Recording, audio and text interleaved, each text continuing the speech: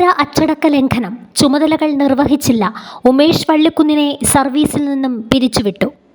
Senior civil police officer U ഉമേഷിനെ സർവീസിൽ നിന്നും പിരിച്ചുവിട്ടു.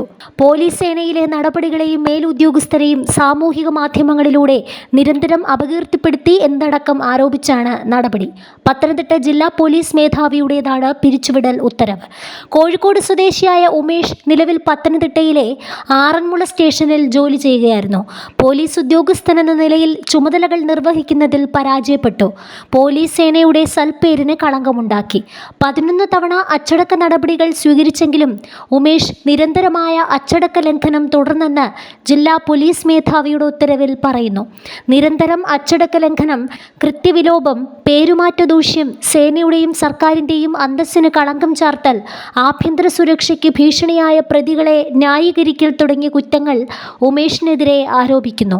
ഉമേഷിനെ ജോലിയിൽ തുടരാൻ അനുവദിക്കുന്നത് മൂലം സേനയുടെ മനോവീര്യം തകരുകയും സർക്കാരിൻ്റെ പ്രതിച്ഛായയ്ക്ക് കോട്ടം തട്ടുമെന്നും ബോധ്യപ്പെട്ടതായി ഉത്തരവിൽ പറയുന്നു.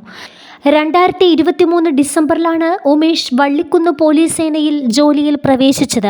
പിരിച്ചുവിടൽ ഉത്തരവ് കൈപ്പറ്റി 60 ദിവസത്തിനുള്ളിൽ ഉമേഷിന് അപ്പീൽ നൽകാം. സേനയിൽ നിന്നും പിരിച്ചുവിട്ട നടപടിക്കെതിരെ DIGക്ക് അപ്പീൽ നൽകുമെന്നും ട്രൈബ്യൂണലിനെ സമീപിക്കുമെന്നും ഉമേഷ് പ്രതികരിച്ചു.